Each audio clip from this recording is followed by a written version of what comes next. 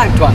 Ich stehe hier vor dem Hauptquartier des Secret Service vom Fürstentum Liechtenstein, wo sie vor wenigen Stunden ein brutales Blutbad abgespielt hat. Es ging dabei um ein Scharmützel zwischen dem Chef des Secret Service und einem ehemaligen Agenten James Blond. James Blond hegt den Verdacht, dass sein ehemaliger Chef Killerspiele besaß. Bei diesen Spielen handelt es sich um höchst brutale Killerspiele, namentlich GTA 3, GTA Vice City und GTA San Andreas. Bei GTA 3 war es ein anonymer Unbekannter, der die Hauptperson spielte, aber trotzdem alle metzelte, während in GTA Vice City Tommy Vercetti und in GTA San Andreas CJ oder Carl Johnson die Hauptperson war, die sehr brutal war. Blond fotografierte diese Spiele und veröffentlichte diese Fotos. Nach der Veröffentlichung der Fotos wurde der Chef des Secret Service zu lebenslanger Haft verurteilt, nachdem er von seinen Verletzungen aus dem Kampf zwischen Blond und ihm genesen war. Was können Sie zu Ihrer aktuellen Situation sagen?